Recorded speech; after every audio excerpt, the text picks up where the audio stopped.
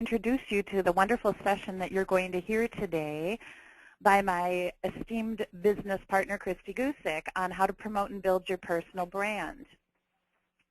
I would like to take the opportunity to introduce Christy to you and let you know of her background. Christy is very, very involved in the Financial Planning Association of Minnesota and was nominated and accepted the position of Public Relations Committee Chair.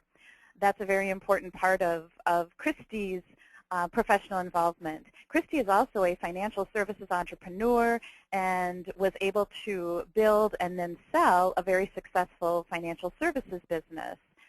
Christy is a financial services and legal industry, basically professional services marketing expert, and Christy will tell you she has been on LinkedIn since its inception and is just a guru related to how to build your personal brand on social media.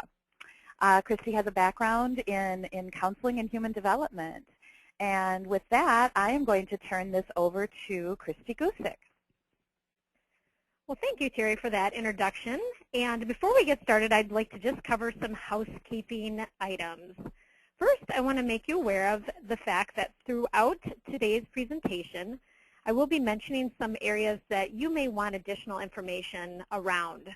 And therefore, we will be offering a copy of today's presentation, which we will make available for you through a survey, which will be on your screen when you exit today's presentation. In addition, there will be some free tools that we will offer in today's session. And we find that often in our webinars, people have questions. So what we want to encourage you to do, if you have a question, is please use your chat box or your questions area on your webinar screen and submit your questions, and Terry will be addressing them either as we go throughout the presentation, or more than likely we will hold your questions and address them at the end. So for those of you that need to jump off the presentation early, feel free to do so because we also record this presentation and we'll make that available on our website and in follow-up emails. So there you go. There's our housekeeping items. Now I want to just quickly cover what we are going to talk about today. So the very first thing we're going to cover is what is personal branding. We're going to define it and discuss that. A question I had and definitely wanted to cover is what is the difference between firm branding and personal branding. So we will talk about that as well. Then how to create your personal brand, as well as how to promote your personal brand and what that looks like and what some strategies are for you to do that. And concluding with next steps you can take upon leaving today's presentation, as well as, of course, addressing questions at the end. So now what I'd like to do at the beginning, I'm just curious and want to ask how many of you that are on today's webinar already have or believe you have a personal brand. And I'm going to launch this right now. So go ahead and respond on your screen, and when we have about 75 to 100% of you that have responded, we will close it and then share the results. But I wanted to ask this question because I was really curious what people thought about personal branding. All right.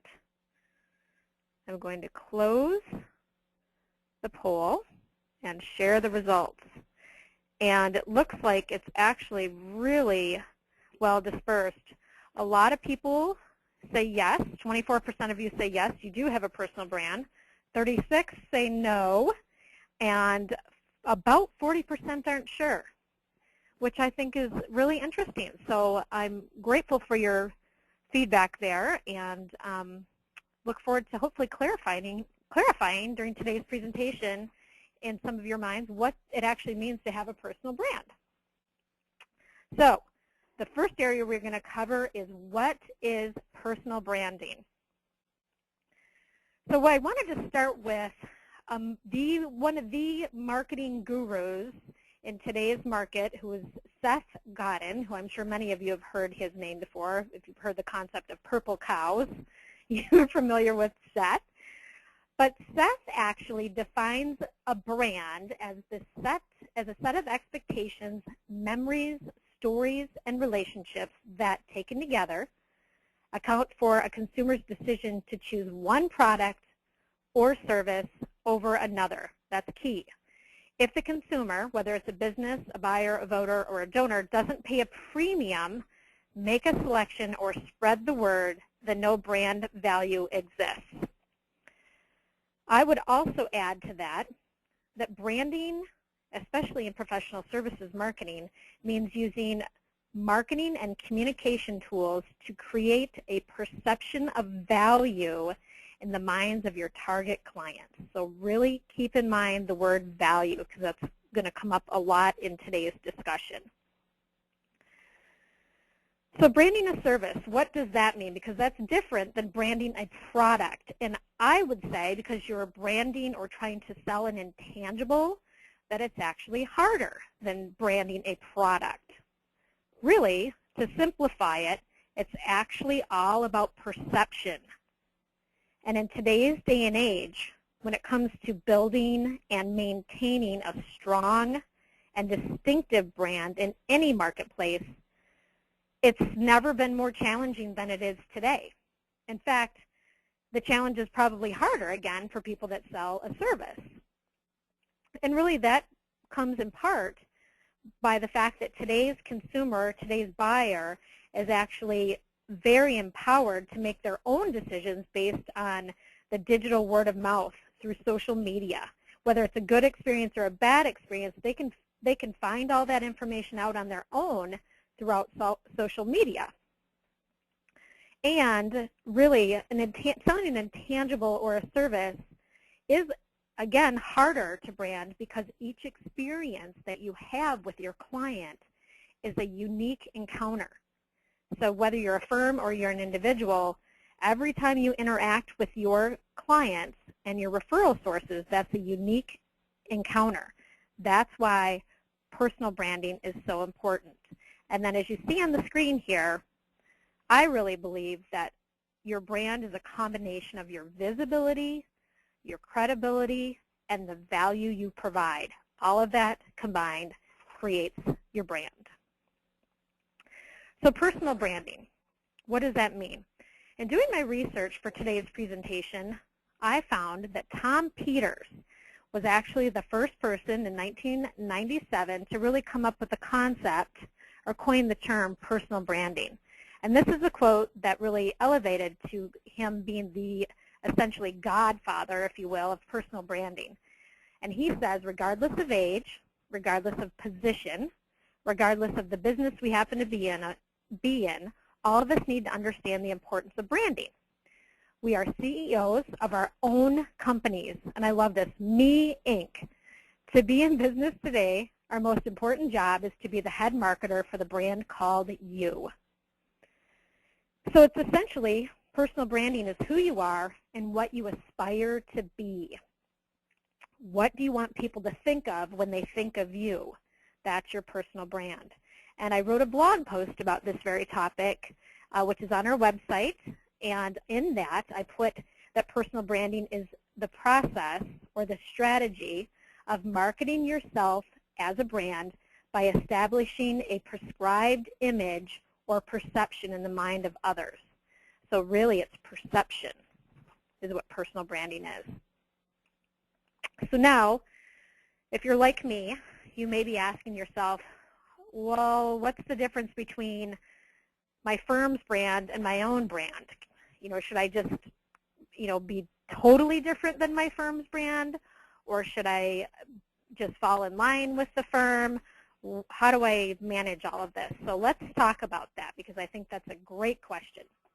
So the very first thing you want to do is set a firm-wide brand.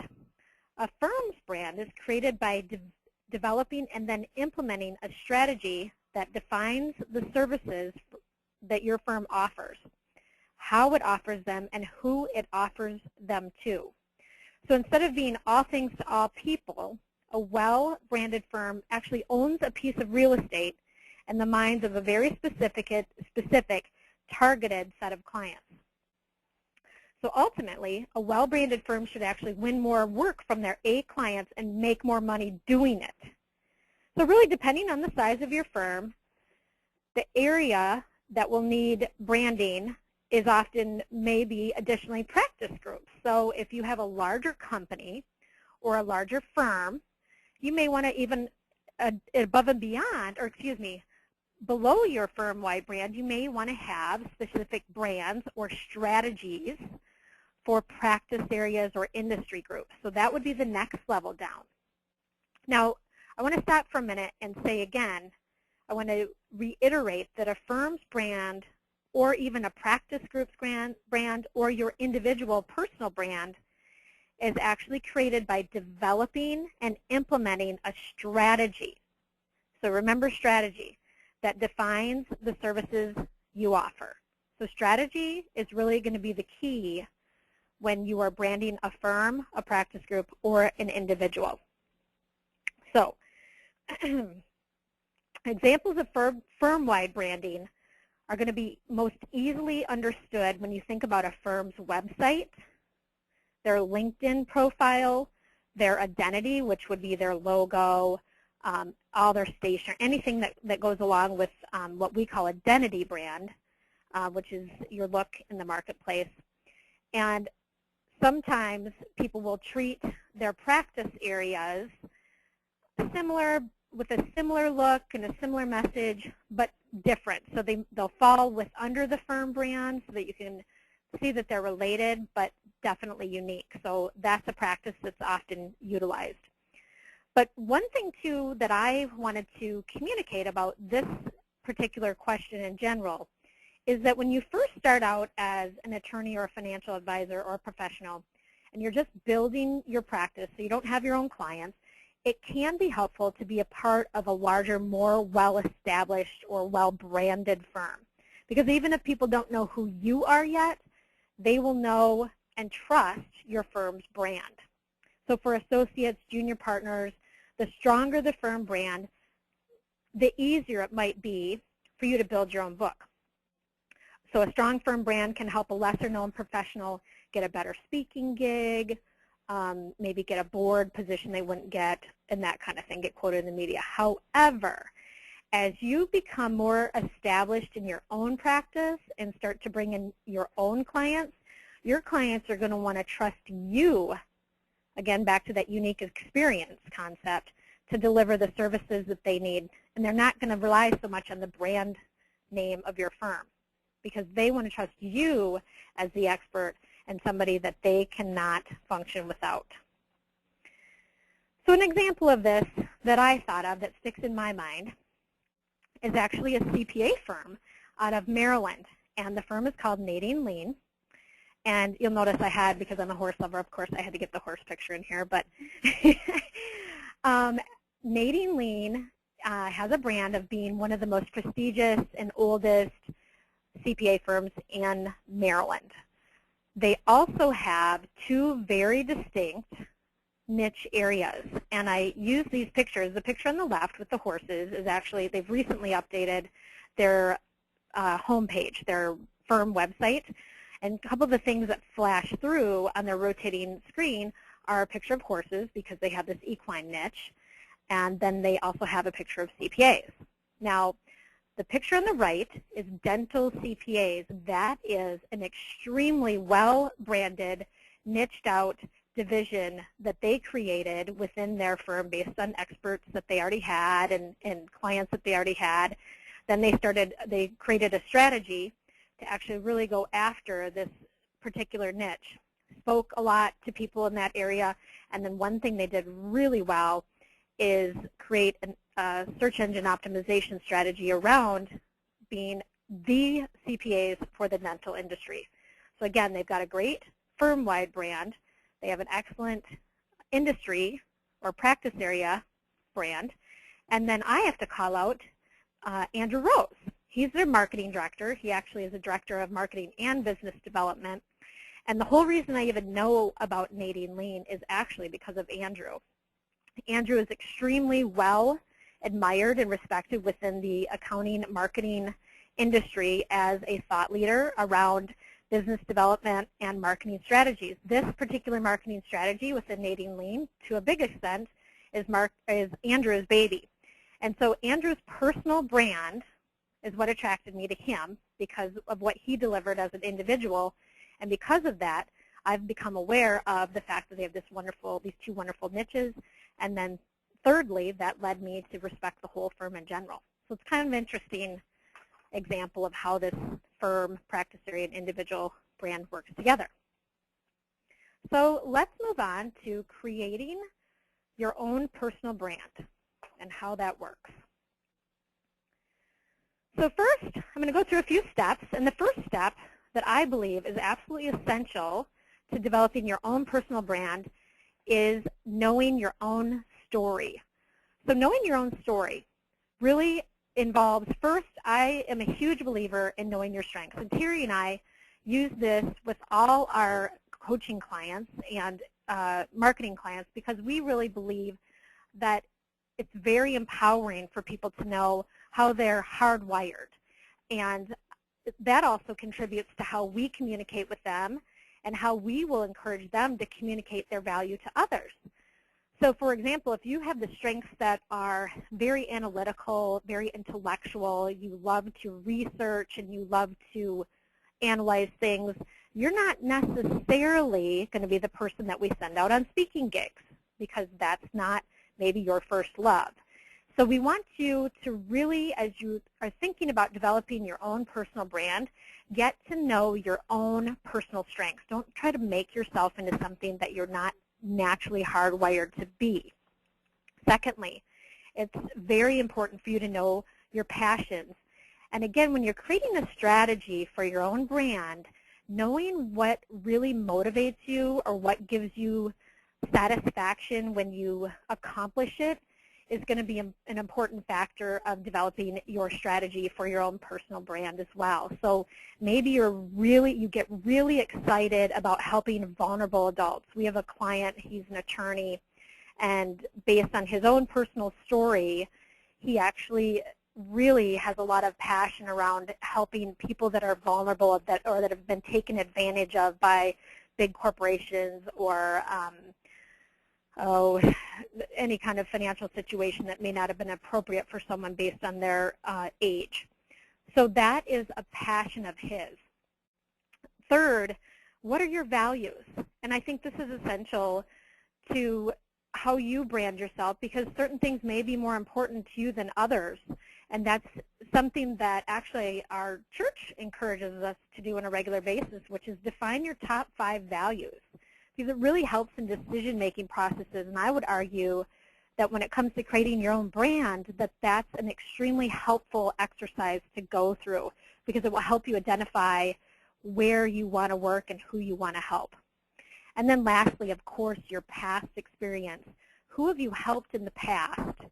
What clients have you worked with that really jazzed you up, that really gave you energy, excited you? Make sure you're actually talking through these things with people, and that's why we're such advocates of coaching because we go through these processes ourselves. We find them extremely helpful to talk about experiences that have been good or bad or debrief things with somebody else. And so all of this know your story is a very essential building block to creating your own personal brand. Secondly, I would like to really call out that you need to know your market. What services do you offer? What is your area of specialty? And then, of course, who is your target market? This is something that, and who are your ideal clients? And lastly, who are your competitors? Terry and I have really worked hard at this screen, and we continue to talk about this. This is not something that you can create once and just put it on a shelf and think you're done. It's something that even with our coaching clients, our longtime coaching clients, we continue to talk about because this changes over time based on your experiences. You're constantly learning more about your area of specialty, your target market. And the more business you get and the more clients that are referred to you, the more this whole area is going to specialize and become more focused. For example, again, to talk about Terry and I, we are professional services marketing consultants or experts. But we have chosen, based on our experience and our passions, to really focus in on two markets when it comes to our outgoing marketing efforts, which are financial advisors or financial services, and the legal industry. And in terms of ideal clients and competitors, those things are changing sometimes, but we constantly are talking about that and talking about these things when we are making decisions on where we're going to speak, if we're going to accept a speaking engagement, or if we are going to take on a new client. You know, sometimes clients aren't a good fit.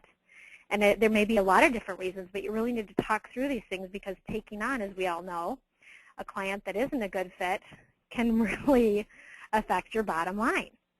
So these are things you constantly want to be tweaking and working through. Just to talk about this and give you a little shout out for our next webinar, Terry's actually going to be talking about this whole area in more detail, about identifying a niche for yourself and then building a practice around that niche. And that's going to be something that I want you, if you're interested, to mark your calendars for on June 25th. And we'll make that invite available today in the follow-up information. So the third step to developing your own personal brand is know your unique value. This, again, value is going to be essential to understanding and knowing what your personal brand is. And I love the quote at the bottom. I just have to mention this because Seth Godin has a new book out, and I thought the title was was really ingenious. It's called Linchpin. And one of the quotes from his Linchpin book is, trying to get what you're worth is to stand out, to exert emotional labor, to be seen as indispensable, and to produce interactions that organizations and people care about deeply. So to do that, you really have to understand and know what your unique value is, or your differentiating value. So what value do you provide your clients? What's unique or different about your service? And if you've done your homework in steps 1 and steps 2, these questions should be pretty easy to answer. But just to answer them without doing that homework, you're not going to be able to do it. What concerns do I alleviate for my target market? So really, if you spend some time thinking about what concerns are keeping your target market up at night, so what can you be doing to help your target market sleep better? That's what you really need to think about. And then lastly, what do I want my clients to tell others about me when they are referring me, which is wonderful. So how do you find, or how do you determine your unique value? We recommend that you really think about these questions yourself, but even better, ask these questions to some of your current A-level clients. That is where you're going to really find out what your unique value is. Some ways you can do that are, first, you can survey them. And of course, surveying is essential to any successful practice. We recommend using SurveyMonkey to send out surveys to find out how you're doing and let people give you feedback. But above and beyond that, we really think that you need to personally ask your A clients and ideally have a third party do the questioning. And in our experience, we found the most success, of course, by hiring a marketing firm to do it, because people are willing to give honest feedback to you, or excuse me, to a third party versus directly to you. So if they think that you're a big fat loser, they're not going to want to tell you that to your face. They'd rather tell a third party and be more honest to a third party. So if you're struggling with this area, you're not clear about what your unique value is, we definitely recommend asking the people, surveying them. So how do you promote your personal brand? Great question. So the first thing you want to do to promote your personal brand is actually create your brand message, or commonly known, your elevator speech. And as I'm working with clients in doing this, I often say you want to think of these 4 things first: who you are, what you do, who you help, and the value that you bring. Those are 4 great questions, and we actually work through this when I'm helping clients create their elevator speech. Really, we answer these 4 questions, they write them out, and that actually becomes their email introduction paragraph. So if they're, and the reason why we do that is because if they're in networking meetings with somebody and they offer to make introductions for whomever they're meeting with, we're hoping that person is reciprocating and offering to make introductions for them. And a way to make that easier and more likely to happen is to follow up with your brand message. So then you're making that introduction easier for your networking colleague, as well as controlling your own brand message, your own personal message. In addition, when you get asked in a situation at a party, at a networking event, wherever, here is a little exercise that can help you with your short answer. I help blank, fill in your ideal client, get blank benefit, whatever your value is, with or by your service. An example of that is at the bottom of the screen. I help attorneys discover their most profitable services by implementing QuickBooks and teaching them how to use reports. I help them save time and money by streamlining their accounting books and training their bookkeeping staff on a fabulous product called QuickBooks. And of course, you'd want to put all that in your own words, but definitely a strong elevator speech. So to promote your own personal brand, you definitely need to have the messaging. And there's different forms for different situations, but you essentially want these 4 items to be readily available to you. And secondly, you're definitely going to want to communicate it. So there's 2 types of marketing. There's push marketing and pull marketing. And you're going to want to be able to promote your brand message or your personal brand message using both of these marketing methods. Push marketing is when you use various activities to get your message in front of your ideal client. Push marketing requires a lot of reach and can be sometimes considered interruptive. So what I would say about push marketing, the way I think of it in my brain, is push marketing is what you as an individual do. So it can be cold calling, although that's not as likely in today's marketing efforts, but direct mailing. It is going to networking meetings, trade association meetings, chamber meetings. It's the things that you do yourself. In other words, that marketing can't happen if you're on vacation. Think of it that way. Secondly, and I think this is the strategy that will give you ultimately more results, more ROI in the long run, is your pull marketing, but it's harder to implement. So on the other hand, pull marketing takes the exact opposite approach. Pull marketing encourages your prospects to seek you out because you offer something of value. Examples of this marketing strategy are social media marketing or social media, blogging, websites, and I would almost say the newsletters, I think to some extent may actually fall into the pull marketing. Anything that can happen when you're on vacation is a pull marketing strategy essentially.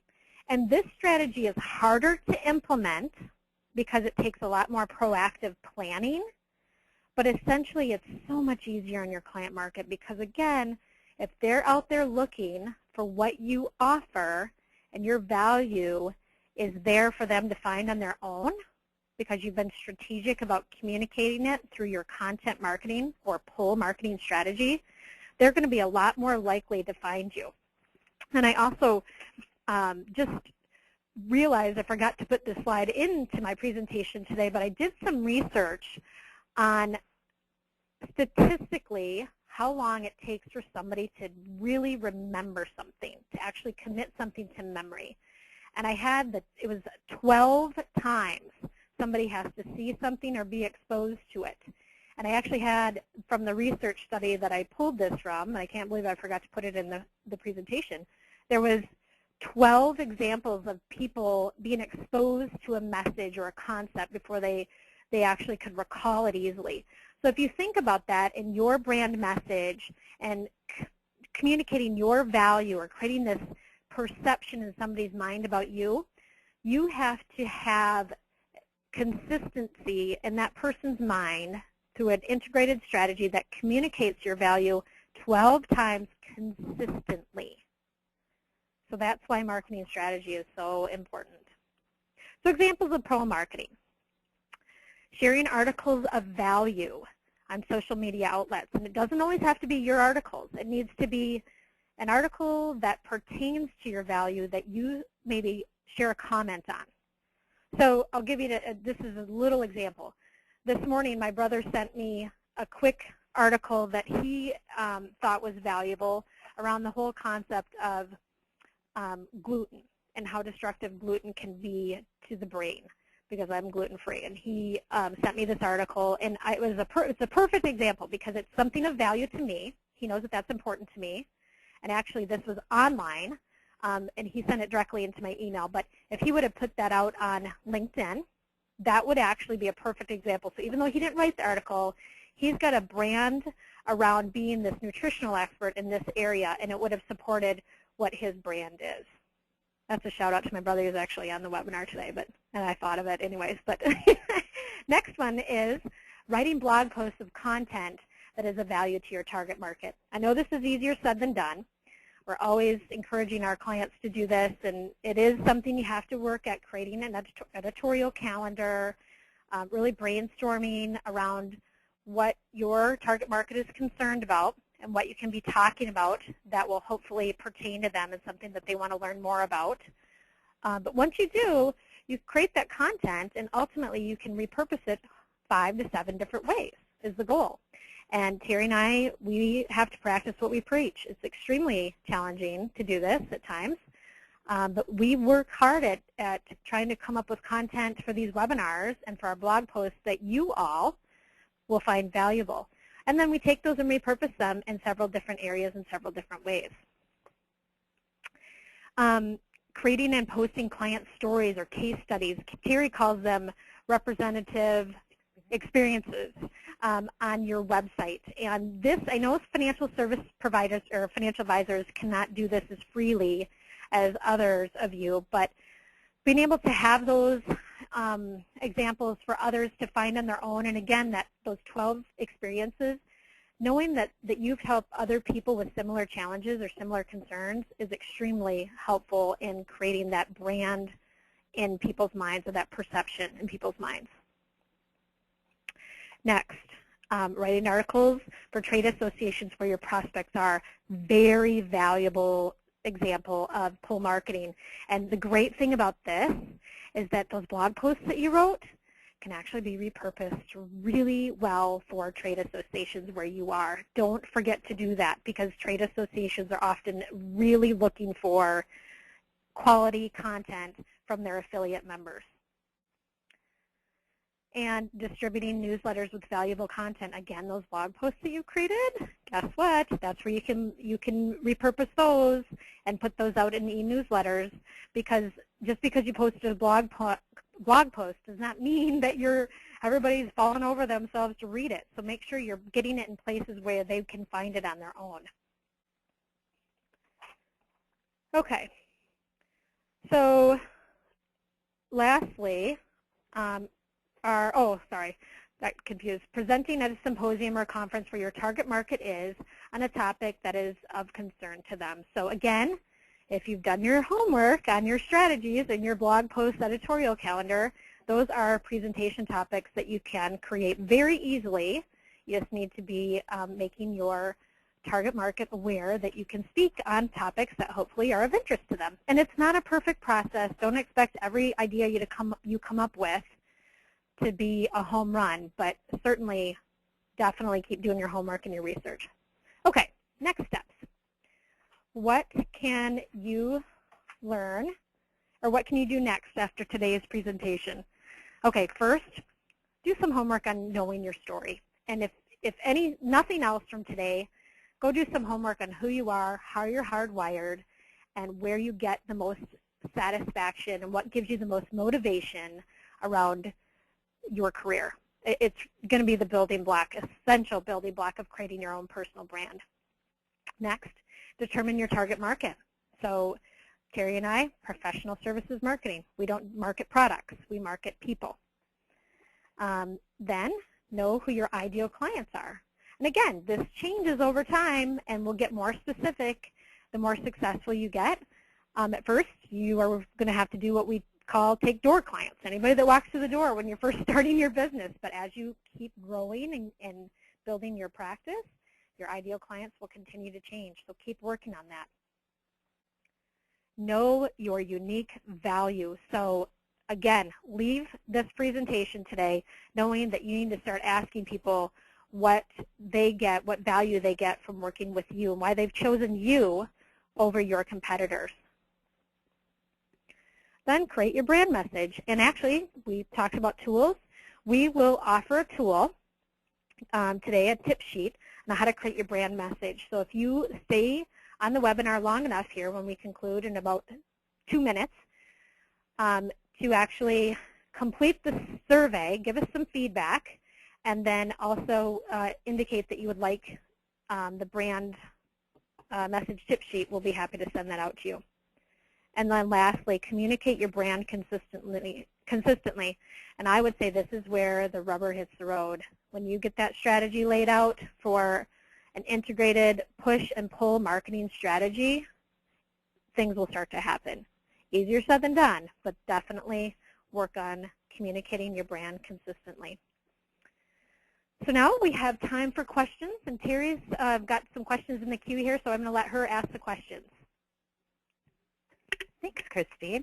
Okay, so this is the time now. If you do have a question, we have about 5 minutes left in the time slot until 11:45. We do have a few questions here, but I encourage all of you to think of questions that you have directly from what Christy was talking about or beyond that. But I'd like to start with a question that we received from Carmen. The question is, how often should you change your LinkedIn profile? And that's a very, very good question. Number one, you want to make sure that your LinkedIn profile is complete. That is, you look down and you see your past employment, that there are descriptions and summaries of what you did in those positions. Make sure that your LinkedIn profile is complete. Now, what you should do more often is what Christy was talking about in terms of your thought leadership and your sharing on social media. Every time you do a social media post and direct people, like Christy's brother did with respect to the gluten, the article, every time you do that, you then show up on all of your contacts' news feeds. And LinkedIn, I will admit, is a little bit random. You don't know when people are going to be saying, oh, I'm going to check out LinkedIn, and that's why it's so important to post new content on a regular basis. So you should change your LinkedIn profile and make sure that it's current, that it's up to date, that it reflects everything you've been doing, presentations, awards. Anytime there's something new, you should make sure that that is reflected on your LinkedIn profile. There are a lot of tools. You can post presentations you've done. So think about LinkedIn as your own personal branding piece in addition to whatever bio you have on your firm's website. So hopefully that answers that question about LinkedIn. Christy wants to add one thing here. I just wanted to mention, too, about LinkedIn. We have a recorded webinar on how to do this and how to manage your LinkedIn profile and how to use it for business development. So it's on our website if you want to watch that. And it's actually under Marketing Motivation Tools. So the next question is from Deepak, and this is a very good question because I hear this all the time when I'm doing marketing coaching. What he asks, what if there are no points of uniqueness? For example, there are a lot of patent lawyers, and having similar experience makes it very difficult to differentiate one from the other. And this is the heart and soul and core of our role as marketing coaches, and that is to delve in and really help professionals determine what it is that makes them unique, because you can be a patent lawyer, but there are all kinds of different patent lawyers. One of our wonderful clients is a patent lawyer, and he completely focuses on polymers, and he has specific relationships within that industry. There are hundreds and thousands of things that you could become an expert on in terms of patent work. But the key is to look at your past clients and to say, well, what do they all have in common? And again, I want to stress too that when you're focused on your branding and delivering the value, you're not precluding yourself from representing clients in other areas. It's just that you need to identify what it is you want to become known for. So underneath the umbrella of being a patent lawyer, there are probably 3 or 4 things that you likely do better than other patent lawyers. And those are the things that you want to identify and communicate as part of your personal brand.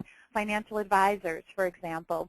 I have a financial advisor client, and her expertise is in tax-deferred compensation and benefits for highly compensated executives within the retail market. Now, how focused is that? Sure, she can sit down and she can develop a wonderful financial plan for you, and that's great, and she still has a lot of those clients, but she has more expertise in that specific niched area, which again, this is what our whole next webinar is going to be on. So hopefully that answers your question, and Christy also has something to add.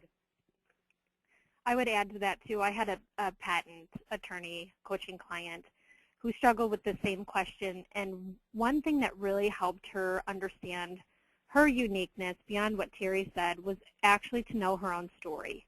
And once she really learned her strengths and what was unique about her as a person, her experiences and how her experiences and her past career had really influenced and impacted how she serviced clients today, her confidence increased. And once her confidence increased, honestly, she's now unstoppable. It's unbelievable. She went from this kind of quiet mouse behind her desk to uncovering her own story and uncovering how really unique and exceptional she is. And she moved to a larger law firm and now is bringing in clients right or left. And she negotiated all that on her own based on her confidence level increasing. Our last question is, what are some methods to promote a blog? And that's a great question. I'm going to briefly touch on that. But again, really, the first thing you want to think about is brainstorming before you even create a blog. What are 5 to 7 different ways that you can repurpose any content you put on that blog? Because it's not so much as promoting the blog itself always, it's promoting the content in 5 to 7 different ways. And then secondly, you want to build your followers on your blog. So one way to build it is by putting a link on your website. FeedBurner is one widget you can use, but have a sign up and make the sign up accessible for people to access your blog in several different ways. So on your website, in your e-newsletter, have a sign up available on your email signature, all different kinds of venues, if you will, or outlets throughout your own individual areas as well as your firm's areas. And then incorporate your blog into, again, all communications that you do, areas where people are following you. Maybe you have a Facebook page, you have a LinkedIn page.